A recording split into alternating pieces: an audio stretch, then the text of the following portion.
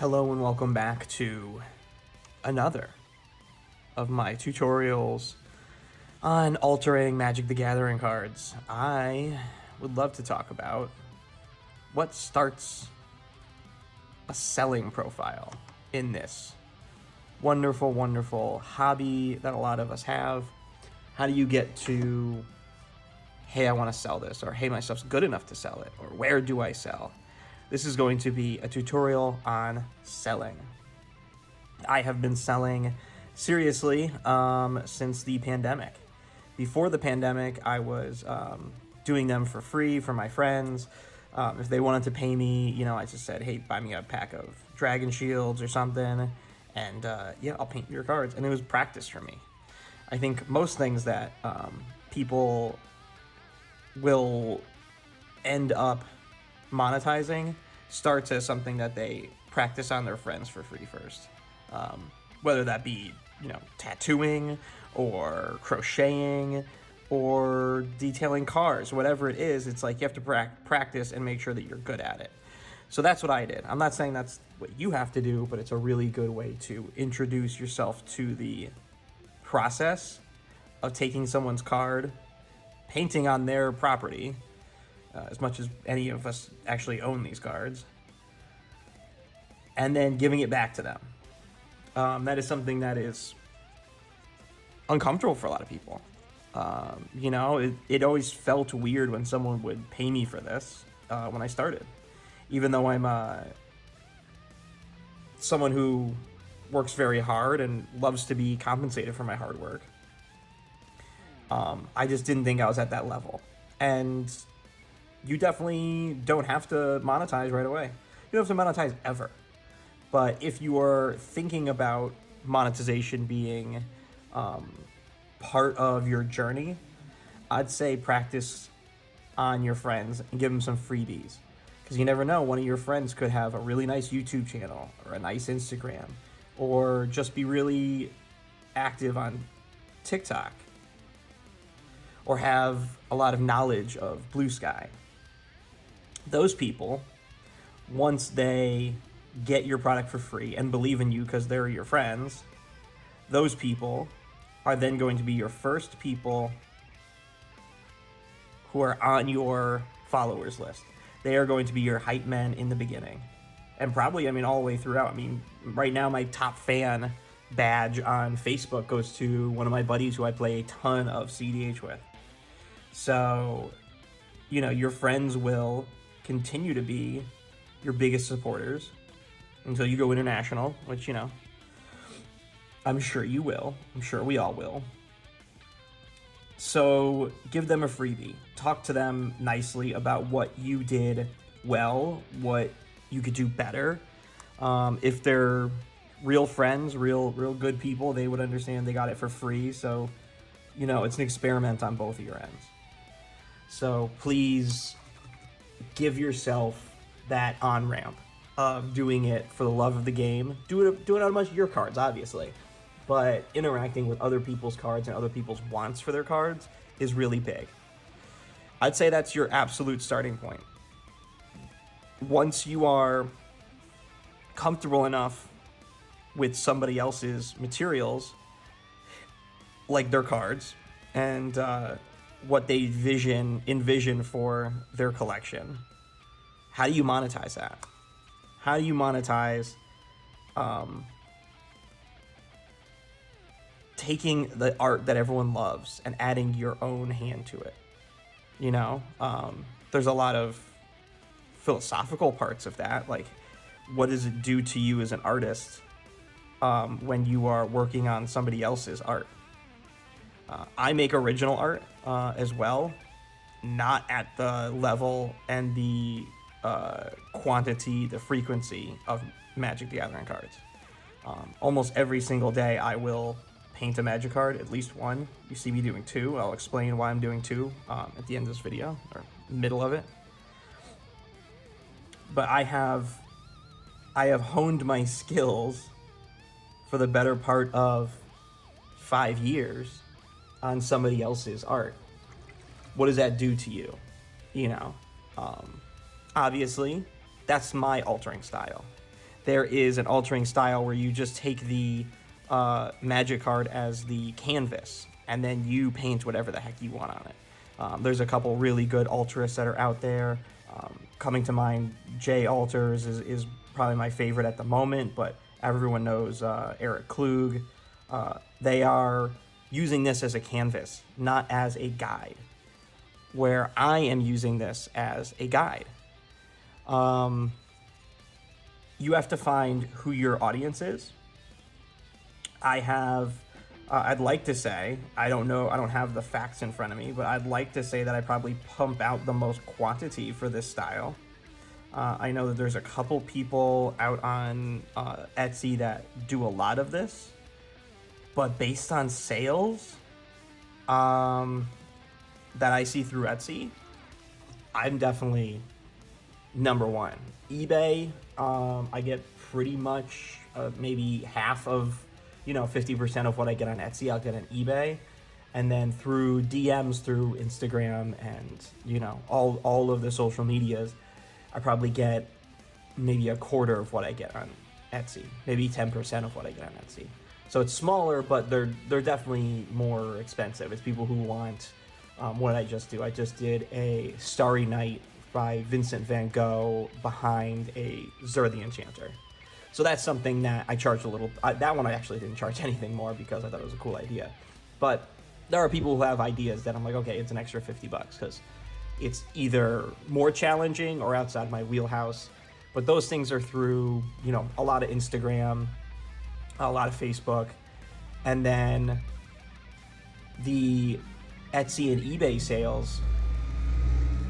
You can definitely tell those are people who just like the work, like what I'm doing, and go for it. So you want to figure out who you're going to be. On Etsy, I am someone who has I'll do one version of a card, put up a really nice 1200 DPI scan, and put that on for sale. Now, people who click on that and buy that understand through my description that they are buying something that is not already painted, but painted to look like what they're buying. So I am going to use that as like a guide, and then throw in the time and effort to their order, and paint it fresh. That is my style. Whatever your style is, I'm going to talk to you like you are doing things that way.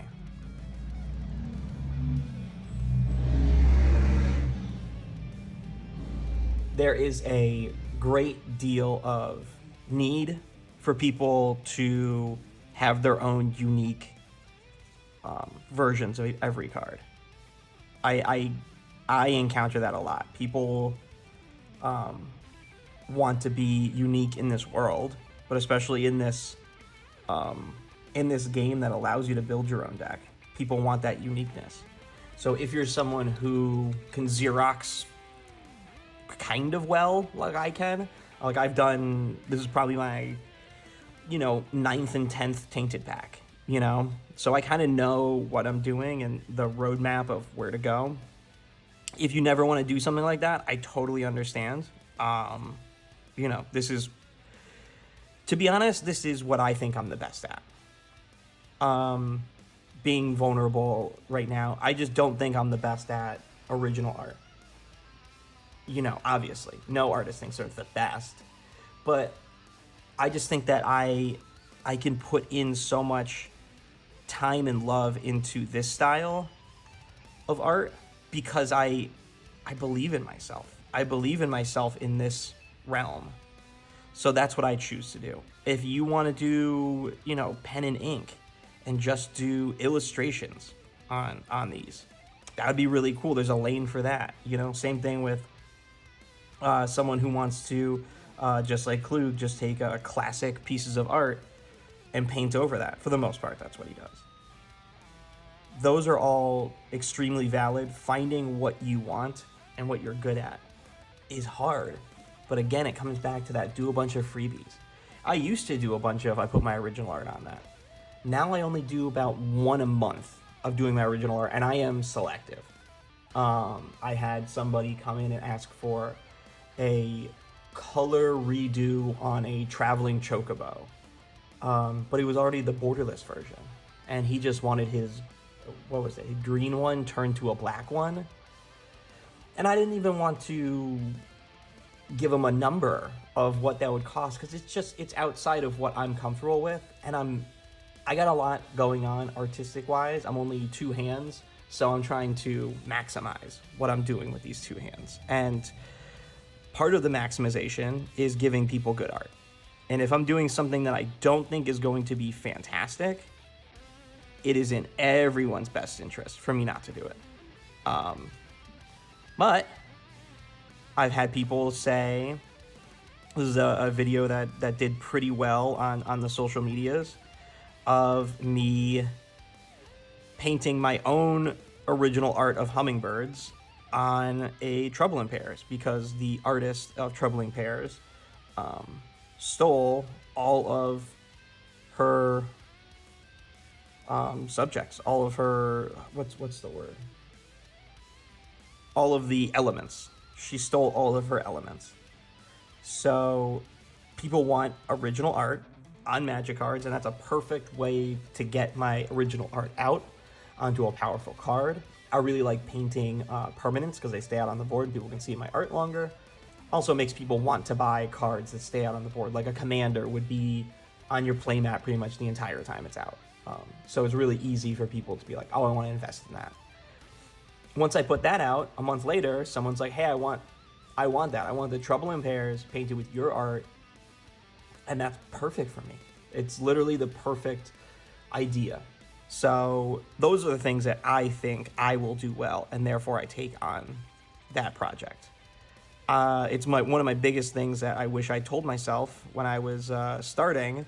Don't take on those projects that scare you or that you are not confident in.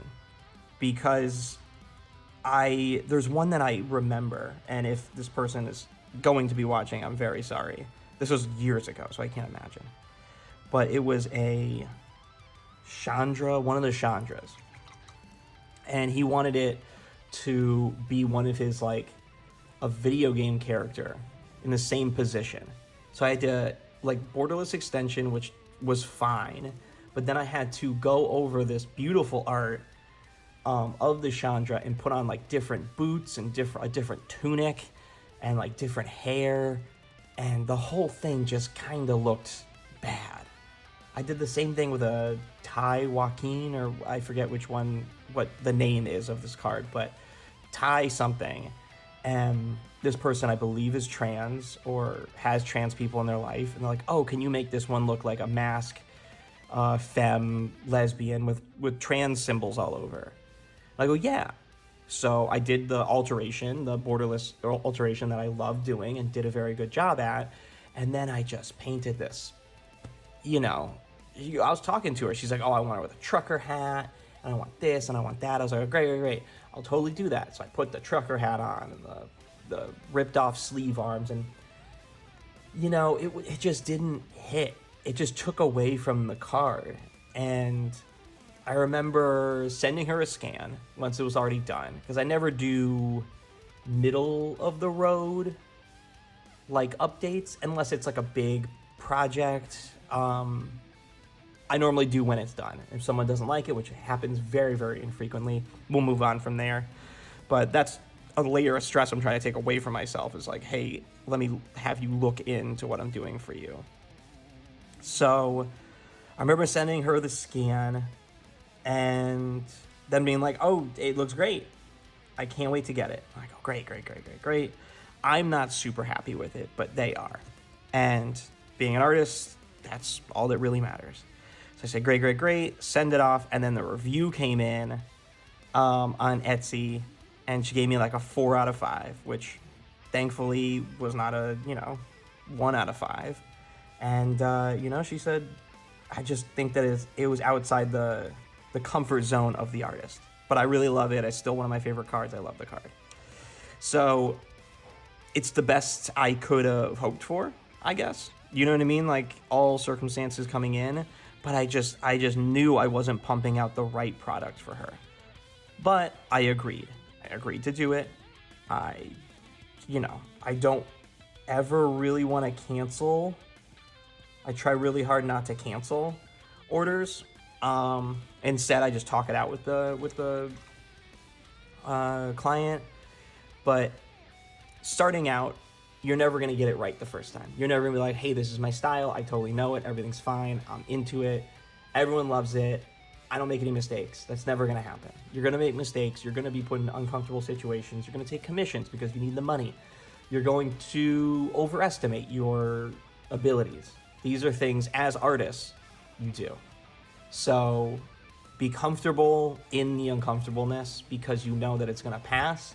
This person is...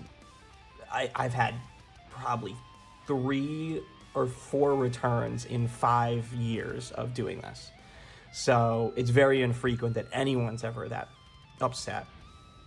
And the returns are normally like, it got damaged in transit or something. That happened once or twice. So I've only had like 2 returns because the person didn't like the art. And then I resold that card easily. Actually, one card I still have, but we could talk about this later. You want to bring yourself through these pieces of art. Even though I am painting somebody else's art, I still feel like my alters look like me. Especially if you go on my Etsy and see them all together, my alters look like one cohesive piece. I'm not saying that's easy or I'm doing that fully on purpose. It's just me as a human being. I kind of paint the same way. I know the same tricks. I've been using those same tricks for, am I up to 1,000 cards now? I'm definitely over 1,000 cards, actually. I've been using the same tricks for 1,000 cards, whatever it is. I have a track record of making these things look good enough that people want to buy them. Now, am I a big critic of my own art and say that these aren't good enough? Of course. I think there's so much not good enough about my art. And I don't know an artist alive who doesn't feel that way. You will always be your harshest critic. You'll always look at your art and think, wow, this thing really could have used another layer of orange down here, or man, I really didn't take that art all the way to the edge, or whatever you're going to say to yourself. Just know that you're the only one saying that. Most people are not doing that. Most people are going on your page, loving your videos or pictures, and then buying your art because they love your art. They really like it. The flaws they see are a bonus a lot of times. I've been told that I have a very painterly look to my cards, which I'm, as Magic becomes more and more digital art, that's not a great thing. But for things like this, it kind of helps a little bit to have, not the imperfections, but it helps to have something look handmade in a very ingenuine, not handmade world that we are entering into. So take what makes you and embrace it, love it. It's something that I have never really struggled with, knowing that I have something unique, even if it is not perfect. Even if I'm on Instagram and looking at some guy from South Korea who's just the most amazing portraiture artist, and just being like, wow, like it looks so easy, but I know it's not easy. I know this person's been drawing on a level higher than I have for probably decades. So, and you know what? My people who buy my art are not going to buy that person's art, and vice versa. And it's just you're not invalid because someone else is doing something better or different. You're not invalid. You have your audience. Granted, your audience may not be as big as that person's. And in social media, you can see, and if you're selling on eBay, you can see how many sales somebody has, how many followers someone has. But your end goal should be to be proud of your art and for other people to be proud of your art enough to buy it. And hopefully this video will show you how to get that to happen. So once you find your style, once you find something that makes you feel confident in putting these things out into the world, you are going to want to make a social media. I can't tell you how much I've heard Other alterists say, oh, I've been altering for years and I just started my Instagram because I wanted to start selling. And for me, I'm like, wow, whoever you've been altering for is very lucky to know somebody who they kind of have exclusive rights to, which is really cool. Or less of the world taking their time up, which I wish I had, like a tattoo artist that did that. But it's also, they needed a higher price point or community to sell to. That's why they made social media. So if you have the need, the want to have those things, a higher layer of visibility, a bigger tent to showcase your work for, social media is necessary. For me, I went hard on Instagram just because I am also a painter on canvas that does original arts, and Instagram is kind of like the place for art. It's also pretty good for nerds. I'd say that Twitter and YouTube are very good for nerds. TikTok, Blue Sky, those are all very good for nerds as well. Facebook is not. I don't get a ton of traction on Facebook. However, the Facebook groups are pretty popular. I do share my things on Reddit and Discord as well. Infrequently, it's whenever I remember to put something up on Reddit or in Discord groups. I do. And to be honest, I wish out of all of those, I was the biggest on Reddit. I think that Reddit has the most eyeballs on it. It has the most diversity. I feel like there's a ton of different people you find on Reddit that can direct message you, can comment on your things. It's kind of the same as any of these other platforms, but it feels bigger. I could be wrong. The views just seem bigger. I'll put up something that gets a couple thousand on Instagram, a couple thousand on YouTube, and then I look on Reddit and it's just a still image, not the video, and it's got 10,000 views with not that many comments, but still it's like 10,000 views, and you're like, wow, that's a lot of views. So Reddit's very good. Get very good at Reddit. I say pick one and run with it on the video platforms. Make as many as you want, but I chose Instagram. It kind of was where all of my attention was for many years. I actually didn't do Facebook or TikTok or Blue Sky or YouTube in the beginning. I just did Instagram because I was like, I just want to focus on painting. But it's worth it. It's worth it to take a little bit of time and get yourself on a platform that you want to focus on, and then just copy paste onto the rest of them. Like for me, I wouldn't care if my TikTok died tomorrow. I've made a couple sales on TikTok, but it's not a big deal for me. If my Instagram went away, that would suck. So focus on something. That's the best thing I can say. So focus on something. The actual nuts and bolts of selling your cards is different on different platforms. But for the main part, what I do is I have a pretty nice scanner. It scans at 1200 DPI, which is perfect. I wouldn't go any higher or lower. I feel like people want to know exactly what they're getting. So the 1200 DPIs will literally show all the flaws in your painting, but they can zoom in as far as they want, which is really nice. They can zoom in real close. And then anything more than that or less than that, I feel like it just doesn't look right. No one really wants to buy a blurry thing, blurry card. So make it legible, make it nice, and then you want to price it. I have heard many artists say, what are you worth hourly? How much did you spend hourly on something? Boom, that's your price. I think that that's wrong. I would charge hourly if I hated doing what I'm doing. And I know that sounds really stupid and not capitalistic, which is the people who are probably watching this video are very capitalistic, learning about how to sell your Magic cards. But I'm having a blast doing this.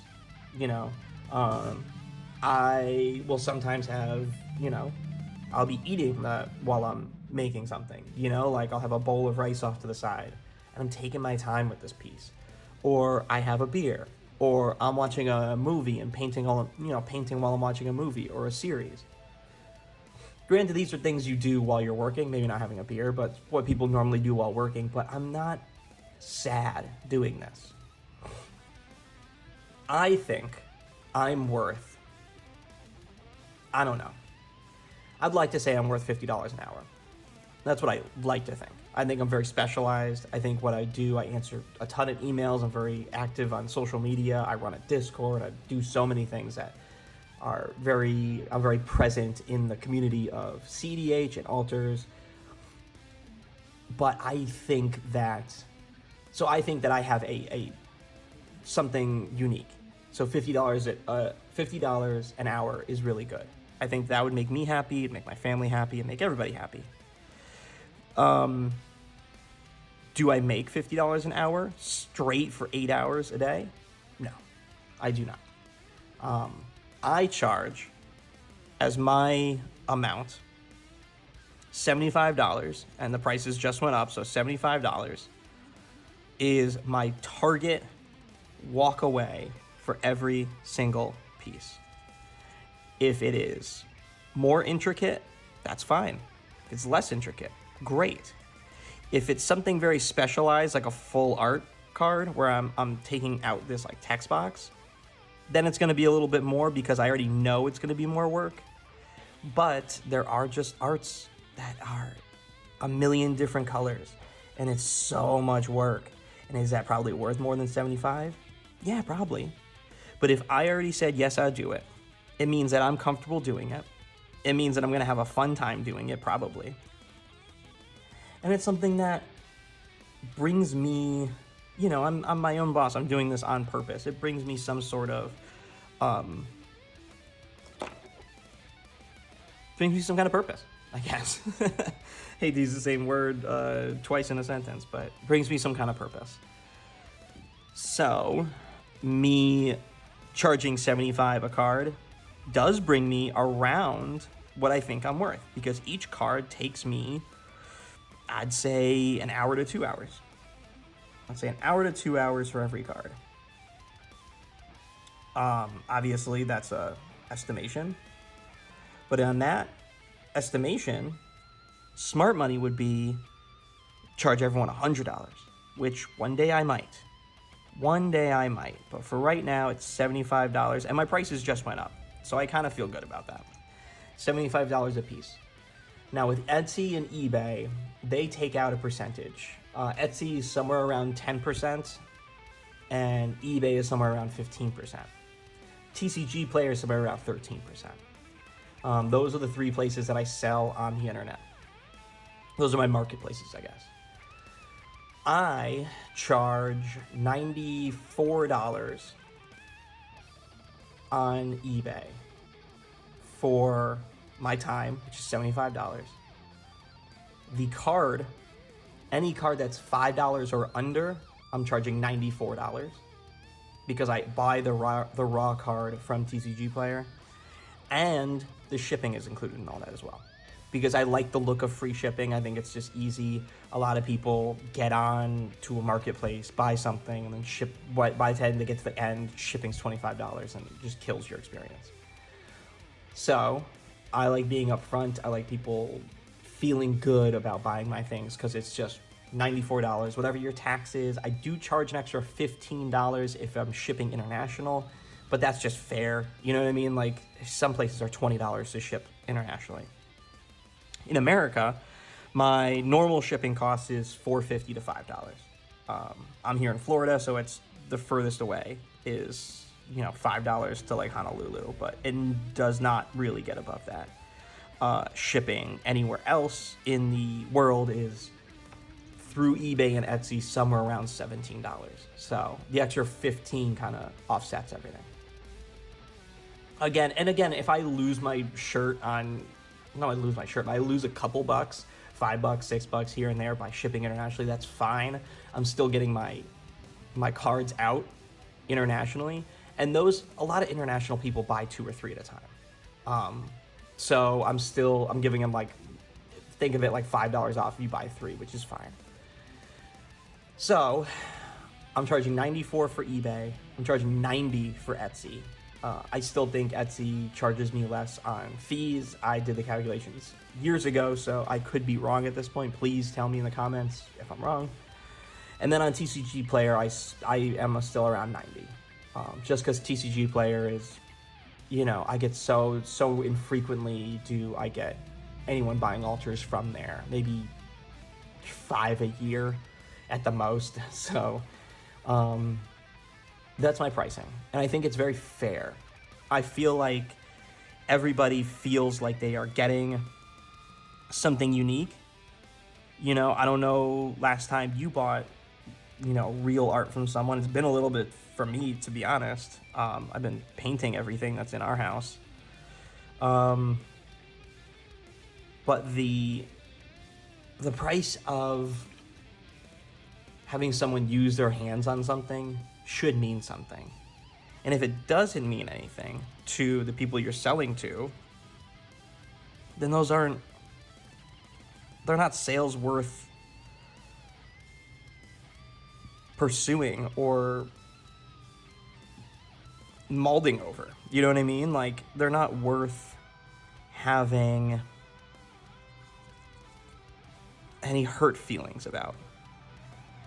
Granted, everyone needs to make their money. Everyone wants to make money. Everyone wants to do this for a purpose. But if you go through a week where you're not getting many sales or any sales, just know that they're coming on the other end. They're coming next week, And then also, here's something that stopped me from freaking out and going getting a bartending job. You have to look at what's happening in Magic if your sales aren't really popping. So if your sales aren't popping, first thing I would do, because I believe in altering being a worthy endeavor and a worthy way to monetize your hobby, look at what has been happening in Magic. So was there a big MagicCon, like MagicCon Vegas just happened? Is there a new set happening? Final Fantasy just happened. So those things, I'm sure, took everybody's wallets and threw it out the window. So am I insulted for that week of MagicCon? I really didn't get that many orders. Was I insulted? No, because I saw what was happening, and I was like, it was a great opportunity to, get all the other things that were that need to get done. So I got so many projects buttoned up. I am now, like, ahead of all my projects at the moment. I feel really secure. I feel like I'm on top of what I need to be doing as an alterist. So everybody's getting their cards very quickly, because I had a week of a couple sales here, a couple sales there, nothing really big. But I did set up a lot of future sales. I did a lot of social media. I pumped a lot of time into a Discord, which it's a Discord for a CDH deck, so it's not my Discord, but I spent my time doing other things, making videos for social media that are just in my phone, waiting to go out. Setting myself up for when I'm busy, now everything's taken care of. I also spent my time painting my own cards for my own deck, uploading those videos, uploading that onto Etsy, eBay. Those things will give you a lot of peace that you're still practicing, that you're still getting things out. It'll also give you a moment of respite. For me, I don't take a lot of days off. I want to take more days off recently, but it kind of seems like in America, money just doesn't last very long anymore. So I'm continually working. But taking those breaks, telling yourself it's okay to take those breaks, and understanding that it's not you, it's the rest of the world that can't spend money on your Magic cards is fine. So how to get to that point? How to get to the point where people are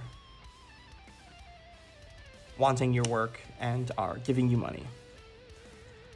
You need to continually improve. And I know that's, again, it's a very capitalistic video that we're making.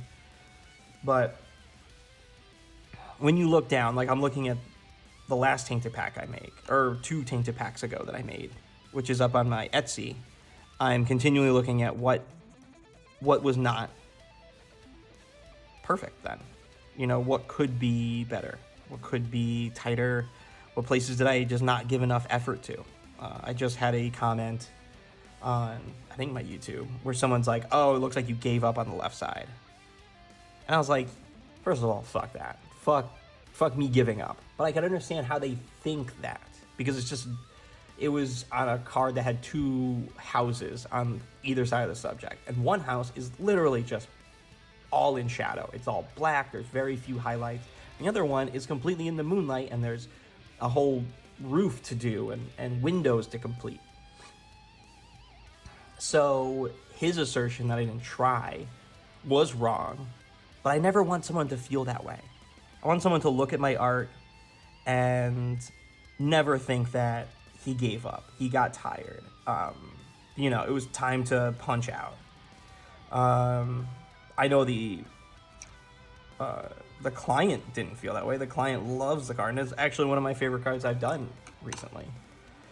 But that idea that someone can look at art and be like, oh, they gave up there, or oh, they didn't do a good job there, or they were tired there, or they're tired of doing the card, so they stopped there. I feel that. I know that you and I both know that we think that way as artists. We are humans, and when the time gets down to, you know, quitting time, or you have to go do something, and you're like, I gotta finish up this card because I don't want to touch it again. It's hard to put that card aside. What's great about our medium is that these cards will be there for you when you get home. You can literally just keep them, because I tape these down to this construction paper that I just throw away. So these cards can just live on this paper,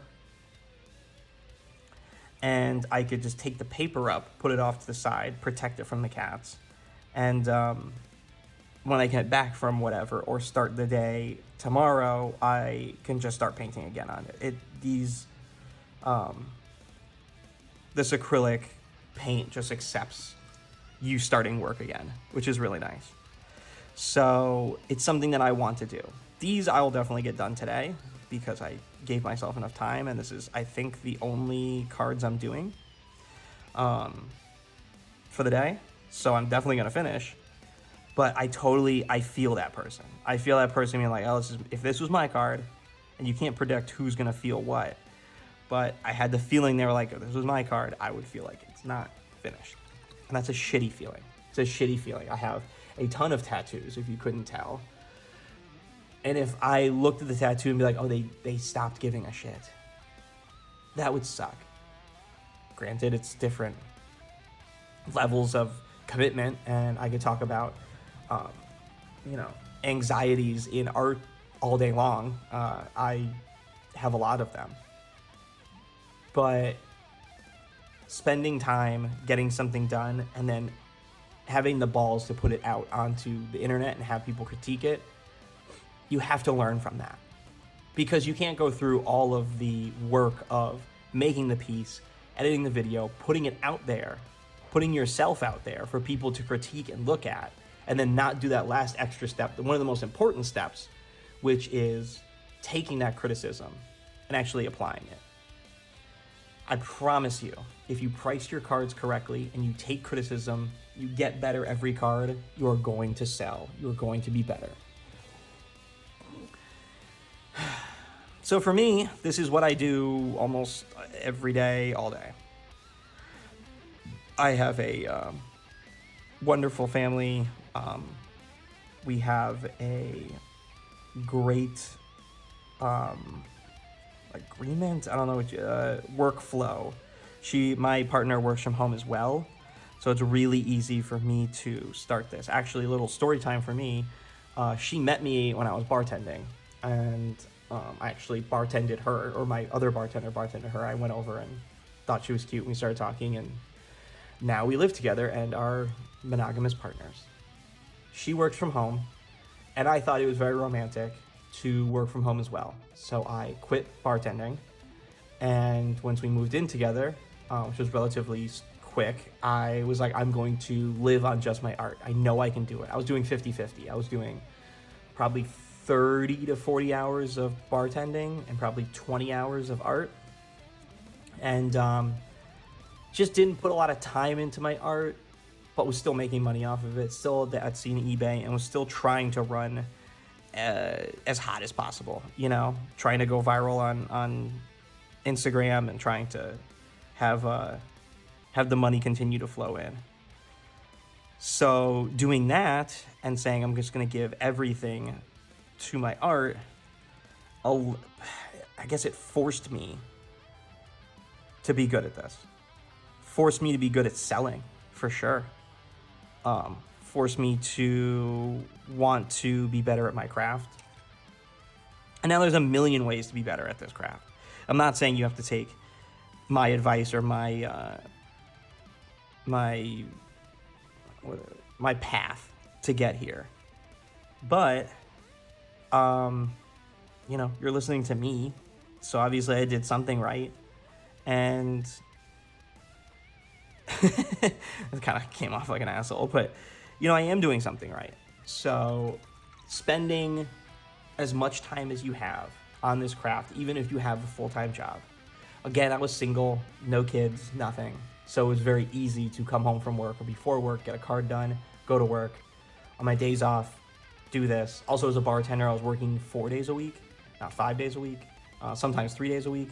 So it allowed me to fill in time and put in 2 really good days of painting and then 4 really good days of work and then have 1 fully off day. I would say, if you're going to take this seriously, try very hard to get, I'd say 15 hours a week in. That would be if you want to sell. If you don't want to sell and you're just enjoying painting cards for you and your mates, that's wonderful. And if you're one of those people, hit me up. I might want to buy some of your art. I love supporting altered artists, and I have a CEDH deck that I'm trying to alter out really hard. So, you know, I could give you a card to do and see what you do, and then I can run in my deck. But the art in general is a hobby you need to stay on. Granted, I'm sure golf is very hard. I'm sure basketball, you need to put a lot of hours in so you don't get actually manhandled by another human being. But art, you really see the hours people put in. All the artists that I really look up to are full-time and have been full-time for the majority of their art career. You know, I have a friend who, I'm not the biggest fan of their art, but I'm a big fan of them. And they've been doing it full-time. They got divorced. Money situation is shit, and they're just like, I need a part-time job to supplement. And telling me that, you know, have a look out on any, you know, anything you have that could help me. So I said, yeah, that really sucks that you have to do that. He goes, yeah, it's the seasons that he can't handle. So, because he just paints on, you know, I think wood blocks and then seals those. But he's saying that because we have a season. I mean, I'm in Florida, so at some point it gets so hot that no one goes outside. We're in that right now. Welcome to the summer. It is so hot that it's very infrequent that people go outside unless it's like, you know, a park or a water park or the beach or somewhere where you're moving your body, and you do that for an hour, 2 hours, and then you get back in your air-conditioned house. So he couldn't go through the couple of weeks in the winter or the couple of months in the summer where no one's out at markets, no one's really buying art. And also, you know, recessions are coming, all that stuff. What I love, what I didn't tell him, and what I try not to brag about, is that this selling alters is year-round. Granted, I'm doing really well from November to January, but that's anybody. I'm in a place that I can take my art of painting birds that I do when I'm not painting these and kind of put it aside for the summer and be okay money-wise. Not a lot of people in my area can do that. So this is, I'm never going to say recession proof, but it's definitely a season proof way of selling art.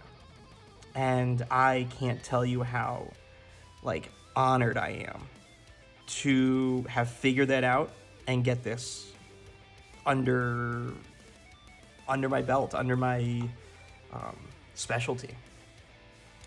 I started doing this in COVID. You know, I was a bartender, and I was working in restaurants, not bars at the time. And yeah, they shut down for COVID. And I said, okay, I'll just sell my art on eBay, and started my Instagram, and yeah, started selling. I was at $30 a piece in the beginning, and then I just, now I'm up to 94. So for me, whenever I think of who can do this, I don't think I have any like inherent talent doing this. I know that sounds, I'm not trying to be like self-deprecating. I'm really saying that like,